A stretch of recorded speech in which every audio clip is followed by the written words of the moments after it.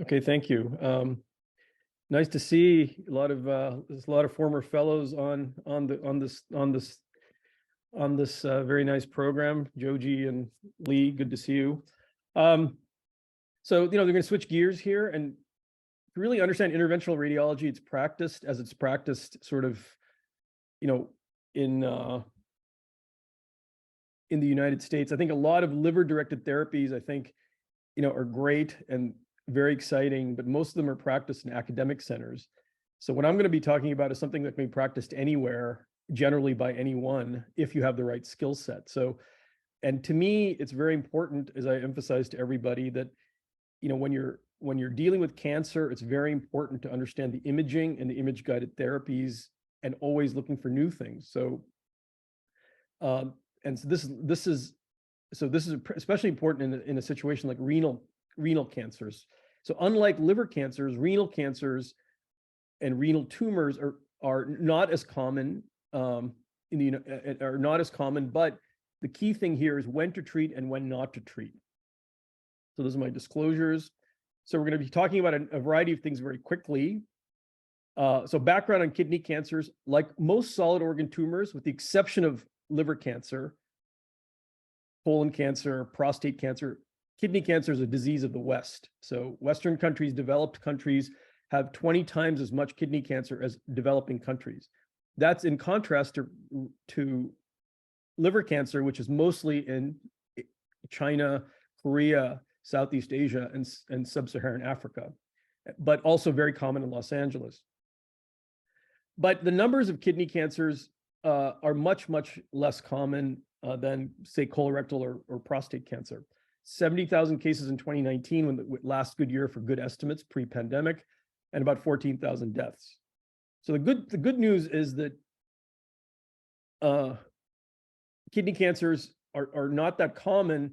They've increased about 2% per year in the last 50 years, So they're one of the few cancers that's actually increasing for some reason.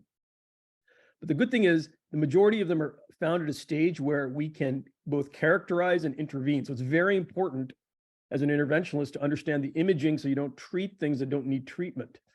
So in the 1960s, only about 10% were detected at a stage where it could be treated by local therapy. So we used to think all solid renal tumors were cancer.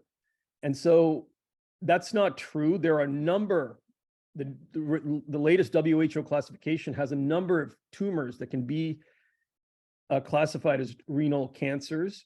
But when it really comes down to it, about five tumors account for about 98% of all incidentally detected tumors. The other 20 plus types of tumors account for about 2% of the other tumors. So what we are really trying to do is see if we can identify the clear cell renal cell carcinoma, which is the most common and also potentially the most lethal, from the others, papillary and chromophobe, which are the less common ones, and not treat the benign tumors like oncocytoma or angiomyolipoma. So this is different than liver cancer, where it's pretty predictable. If you're cirrhotic and you develop a tumor, that's probably a liver cancer. But that's not true for kidney tumors, because they're very common and up to 25% are benign. So one of the things that we've developed in doing therapy for kidney cancers is to really understand the imaging of kidney cancers. And now we can say confidently that if you know what you're doing and you know the imaging, about 80 to 90% of renal tumors can be characterized by a good imaging study like a CT or an MRI scan.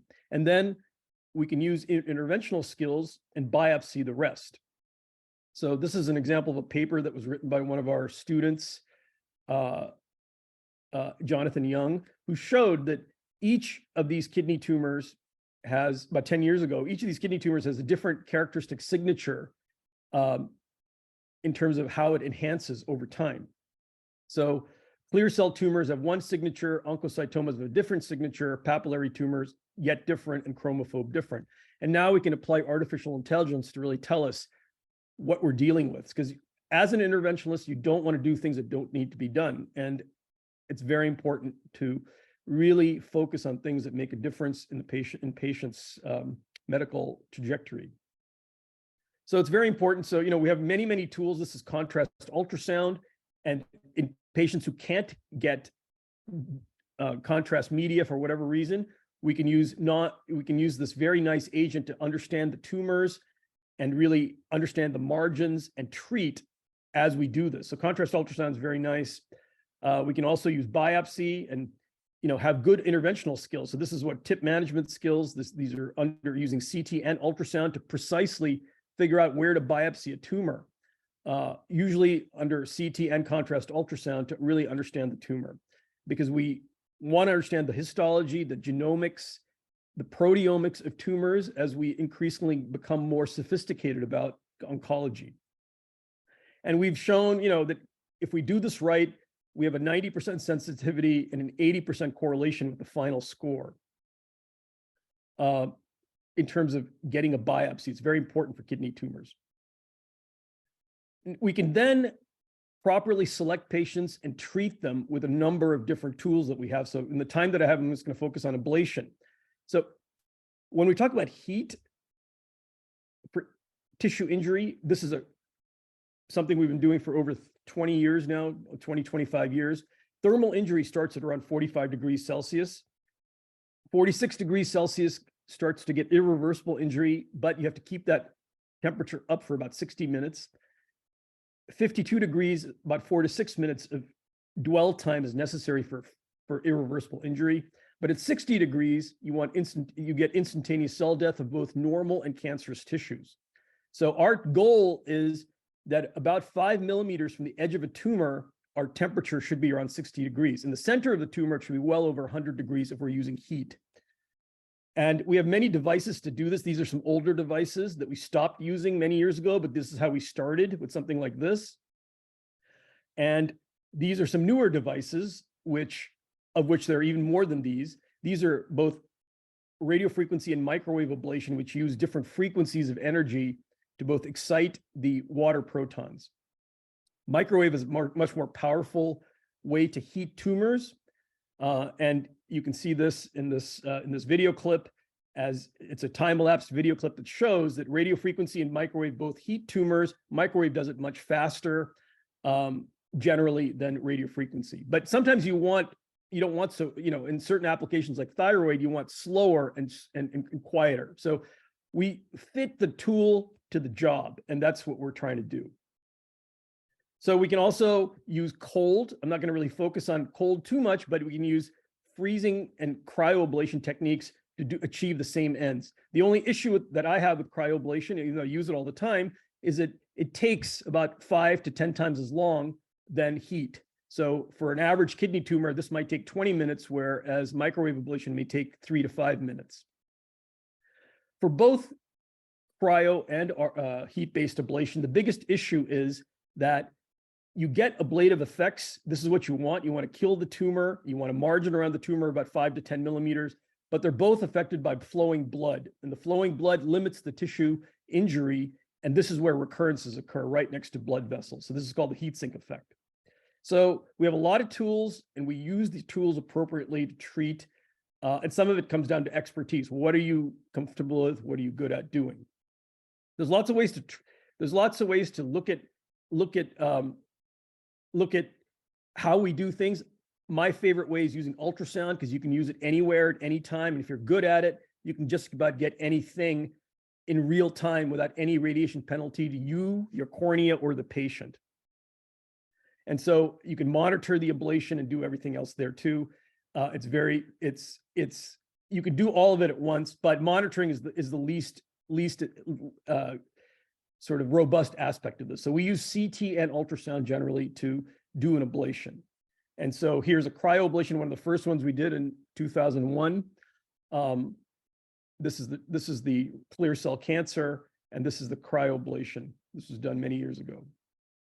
So here's a typical ablation. Here's a patient with von Hippel-Lindau disease predisposed to renal cell cancer. So the patient, this is supine. We put him prone.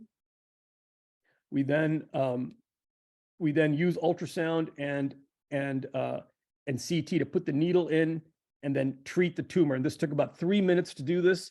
And this was done maybe 17 years ago, and he's now he's now underwent a renal transplant, is still alive. And, generally von Hippel-Lindau used to be kind of a fatal disease due to kidney cancer, but he's still going because of interventional therapies. We can use MRI guidance. This is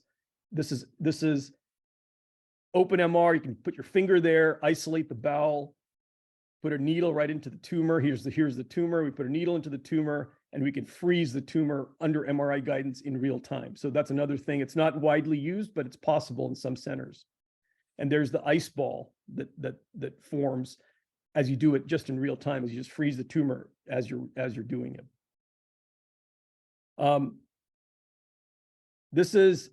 We can use ultrasounds in CT fusion. Here's a tumor here.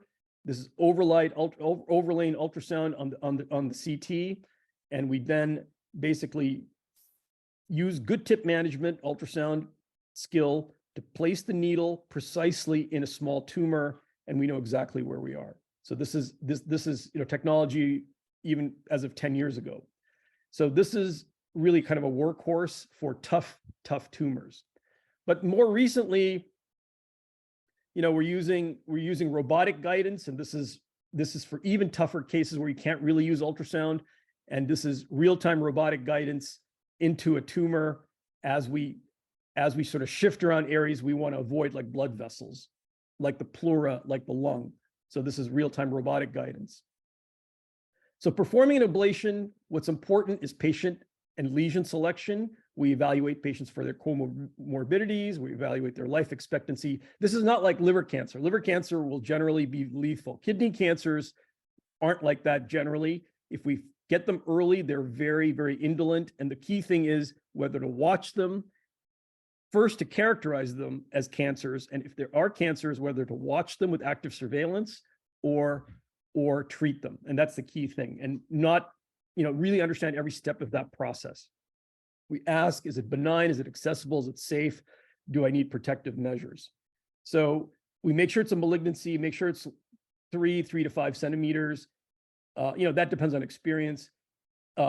See if it's the easier tumors are posterior and peripheral, and they're not adjacent to the ureteropelvic junction, the colon, the duodenum, or jejunum. And if they are, we displace with a variety of techniques to make sure we isolate it from these organs.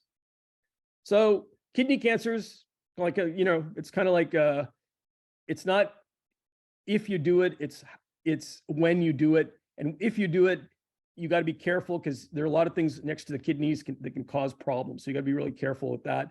And that's the main thing. Like, these people are going to be living a long time. You don't want to damage anything because it's mostly an elective procedure. It's not like liver tumor ablation. So here's a very favorable lesion. It's posterior, less than 3 centimeters, and greater than a cent. It's not next to the colon. It's not next to the genitofemoral nerve. It's not next to the duodenum, and it's very favorable to do. So we use a nephrometry score and give it a grade. And the lower the grade, the better off it is for starting an ablation. Here's another one that's a 4P, a small lesion. And after ablation, you get this thermal effect with infarcts and ablation. And over time, you get presentation is now expired. Fatty deposition. So let me just move to the end. Here's some more ablation. Here's some tumors that are more dangerous to do. These are higher nephrometry scores and even more dangerous tumors. We watch out for the genitofemoral nerve, the ureter, and the duodenum.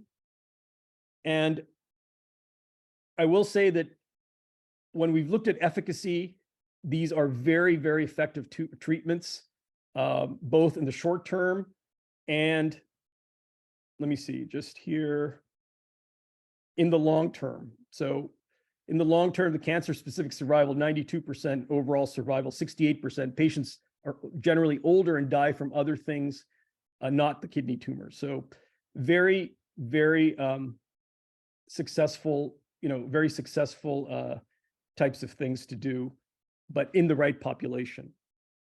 And we can see that when you do this, the tumor-specific survival is great, but most patients die of heart disease or something else. So in summary, The incidence of small renal tumors is increasing. They grow slowly. They can be observed. They can be characterized with CT or MR and safely biopsied. The key as an interventionist is to know when to intervene and when not to intervene, and to understand the key skill sets and, bringing all our tools to this. So thank you.